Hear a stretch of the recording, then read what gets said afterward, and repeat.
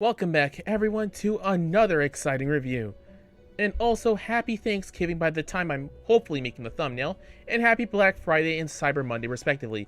I hope you guys got something good, rather in terms of food or in terms of tech, whatever the hell you get. So, you guys already know, I was originally going to try to review a game called Innocent Assault, but I kind of realized that my GPU needed surgery. Don't worry, the GPU is back in action. But yeah. Innocent Assault, a 3D hack and slash made in the Unreal Engine. But enough talk, let's get right into it. So the story is this: the Great Demon Queen reincarnated, and there's a chosen one. But that's not our main character. Our main character is Airi. She wants to kill the Demon Queen in order to make a name for herself.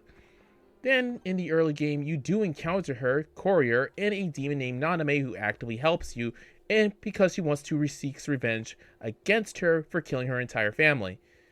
And that's your goal, to kill the Demon Queen. Well, get a name for yourself. Surprise, surprise.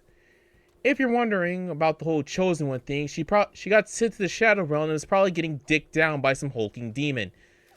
Now, you may think, why am I not talking about any of the endings? Well, you kind of heard it. Endings.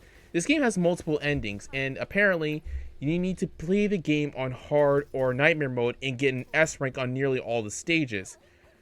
If you're asking me, I find that incredibly fucking stupid. Basically, I don't like the idea of I don't want to share the same level of masochism that the dev has. I always find difficulty-based anything just incredibly stupid. Just have the game be fun. And if you do want to include multiple endings, either have it be through your own choices deliberately. Rather you didn't get enough collectibles, you didn't make the right choices. Now, the presentation. The presentation in this game is actually pretty good. The graphics, even in its lowest setting, is still pretty good looking. The models are nice, and if you're wondering, the sound design, mainly the sound effects, are surprisingly very punchy, which is pretty damn great. Now, when it comes to the soundtrack, it isn't really remarkable. I do like the boss soundtracks that it actually pumps you up to actually help you fight. Now for the gameplay. The gameplay is a surprisingly very solid RPG with a good mix of sword and gunplay. If you're wondering, the gunplay actually feels pretty great, especially when it comes to like enemy reactions and all that, because these guys actually fucking ragdoll, which is honestly, for me at least, is fairly hilarious and amusing. We'll talk about the enemies a little bit, but I also like the fact that you can really be unfair with some of these enemies, especially with the likes of the projectile weapons. Speaking of the weapons, specifically your gun, you can get a whole bunch of other types of guns, from a flamethrower through my beloved piercing shot to hell, you can even get bounce guns. You can get guns that can snowball. The choices are yours and yours alone.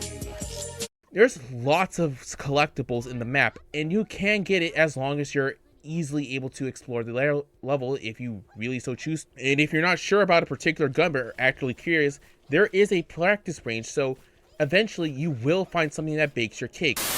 Get up, shit, B-Box Mother! Same thing with special moves. I forgot about that. But yes, you do have special moves in this game. Of course, you know, when you stand still and right click or hit the special move button on your controller, it's actually pretty good. Like I said, a whole practice range, so you can mix and match however you see fit to find something that bakes your cake, like I said. As for enemies, they're kind of annoying as hell, but once again, you can be unfair back. You can use projectiles, throw missiles at them, or hell, even fucking piercing shots, or hell, just abuse the hell out of some of the collision detection. A few things that Overlord forgot to mention is that you have detour levels that you can do to get more weapons, abilities and more drip for Airi. Another thing that Overlord found annoying is that the enemies are very grab happy, but don't telegraph the attack at all. Another thing Overlord didn't like is that lack of recovery when you get juggled in the air and can't recover with a jump button. As for the bosses, they are a complete joke, and keep in mind guys, I'm playing this fucking game on normal. There were times where I kinda did die, but that's kind of a bottomless pit, but yeah, other than that, enemies are annoying as hell, bosses are an extreme joke. I feel like one underutilized concept is easily the vehicle. For example, in one of the earlier levels, you free a shark, and then one level you get to ride him, but it's only for one segment. I can't even express how truly fucking lame that is. And then keep in mind, you also get to ride around what's essentially like a bomb-proof car, which is amazing. But once again, it's only for like one segment of the level. Extremely lame.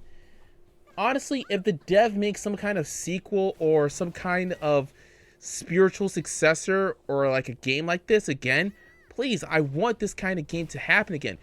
Legit, riding on a flying shark is one of the most badass things you can actively do in any field royal form of fiction. But yeah, overall, the game is surprisingly a decently solid experience through and through.